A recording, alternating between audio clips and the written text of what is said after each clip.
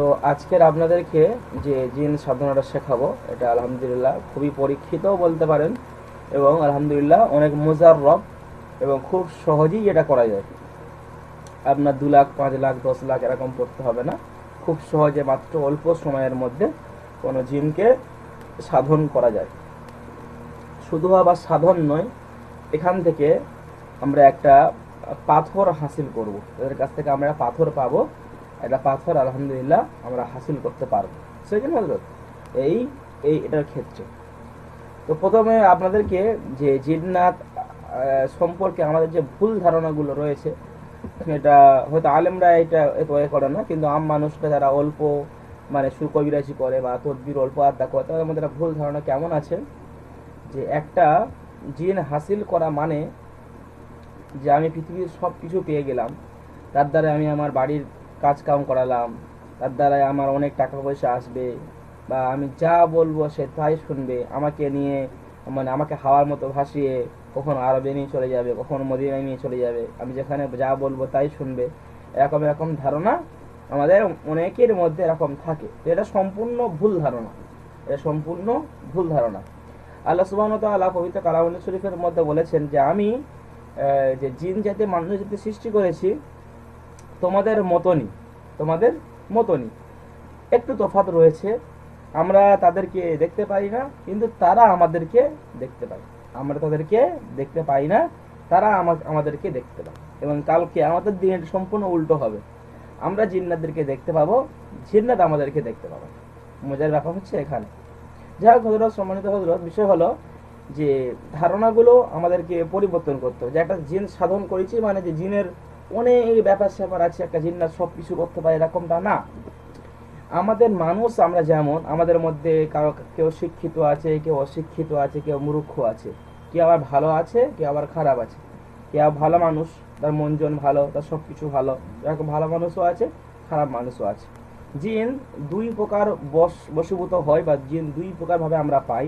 একটা হচ্ছে সাধন করে, সাধনা করে, আর একটা হচ্ছে জিন নিজে থেকেই ভালোবেসে আসে। জিন নিজে থেকেই ভালোবেসে আসে। যখন কোনো আল্লাহওয়ালা জিন আপনাকে দেখবে যে আপনি 5 ওয়াক্ত নামাজ পড়ছেন, নামাজে ফরেজগারি আছেন, আপনি আমুদারবিরি করেন, বা আপনি ফরেজগার মানুষ, বা আপনি মানুষের খেদমত করেন, মানুষের খেদমত করতে চান, যে আপনার মন তাকওয়া সব দিক থেকে ভালো, তখন জিনকে আপনাকে সাধনা করতে যেতে হবে না, জিন আপনাকে সাধনা করবে। কথা কি বুঝতে পারছেন হযরত? জিন আপনাকে সাধনা করতে হবে, আপনাকে জিন সাধনা করতে হবে না তখন। ওই জন্যে এইভাবে অনেক জিন আমাদের কথা শোনে, আমাদের তাবে হয়ে যায়। আর একটি হলো যেটাকে আমরা সাধনা করব। তো তাদের কাছ থেকে আমরা এতটুকু ফায়দা পাবো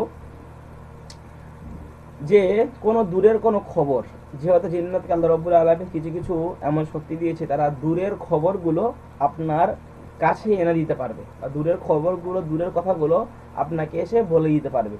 বা কোন ব্যক্তির বাড়ি ধরুন আপনাদের বাংলাদেশ ঢাকা, কারো বাড়ি ধরুন যশোর, কারো বাড়ি ধরুন চুয়াডাঙ্গা, কারো বাড়ি ধরুন এরকম বিভিন্ন বিভিন্ন জেলা, বিভিন্ন রকম মানুষ আছে, কারো বাড়ি ধরুন লক্ষ্মীপুর।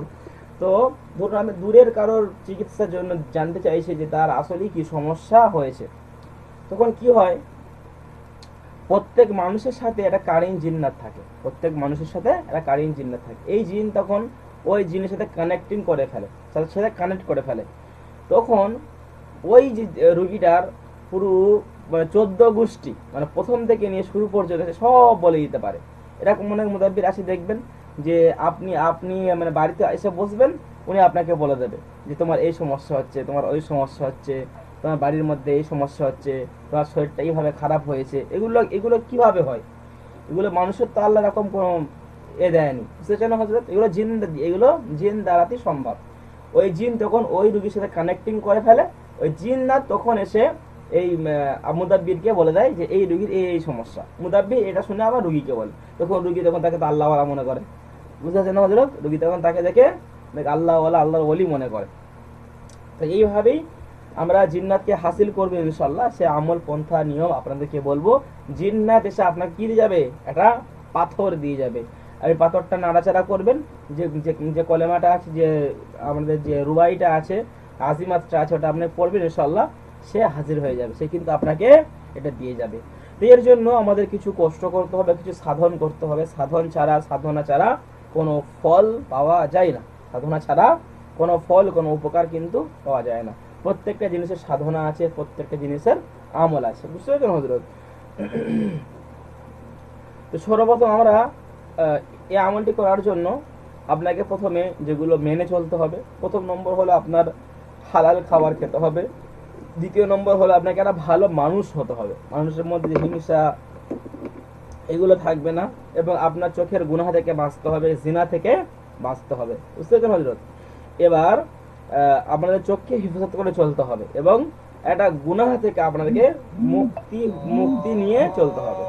এবার যে খাবারগুলো আমাদের খাওয়া যাবে না, যে খাবারগুলো খাওয়া যাবে না, সেই খাবারের মধ্যে এমনি যেমন আপনাদের যে জালালি যে ফরেস্ট থাকে, জামালি খাবার খেতে হয়, এটাও সেম একটু তফাৎ। এখানে যেমন আপনার মাছ, গোশ, ডিম, দুধ এই ইত্যাদি খাবারগুলো খাওয়া যাবে না, এবং লবণ, যে নুন খাই না আমরা, নুন, এই ক্ষেত্রে লবণটাও খাওয়া যাবে না। লবণ নুন মনে বোঝেন তো আপনারা, যে লবণ নুন এক্ষেত্রে খাওয়া যাবে না। এই ক্ষেত্রে শুধু আপনাকে খেতে হবে শাক সবজি, ফলমূল, শাক সবজি, ফলমূল। আপনি কোনো আরো ফল খান, আপেল খান, বেদানা খান, কলা খান, এই যে ফলমূল ছাড়া অন্য কোনো দ্রব্য এখানে খাওয়া যাবে না। এবং রুটি খেতে পারেন, রুটি খেতে পারেন, সব লবণ কোনোভাবে এক্ষেত্রে খাওয়া যাবে না। বাকি আগে যে আমলগুলো বলেছি সেম প্রসেসিং, সেম আলহামদুলিল্লাহ আমল। আচ্ছা, এগুলো হলো আমাদের খাবার নিষেধ, আর আজ যেগুলো বললাম ওগুলো হলো আমাদের ফরেস্ট করতে হবে, ওখান থেকে বেঁচে থাকতে হবে। এরপর আপনাদেরকে আমরা যে খাবারগুলো খেতে নিষেধ করেছি মুদাব্বিরদের জন্য, রুহানিয়াত নষ্ট হয়ে যাবে, সেই খাবার তো মোটেই খাবেন না। এবং এরপর আপনাদেরকে যেমন রুহানিয়াতের আমল দিয়েছি, মুরাকাবা শিখিয়েছি, মুরাকাবুলও করতে হবে, এখানে এগুলো শর্ত।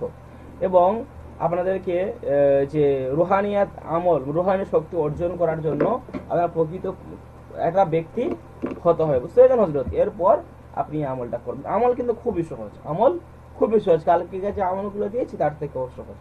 তো আপনাদেরকে আমি একটা আজিমাত একটা দেব, ওটা দেবো ইনশাল্লাহ। যেগুলো বাকি আছে আপনাকে লিখে দেবো ওপরে ইনশাল্লাহ।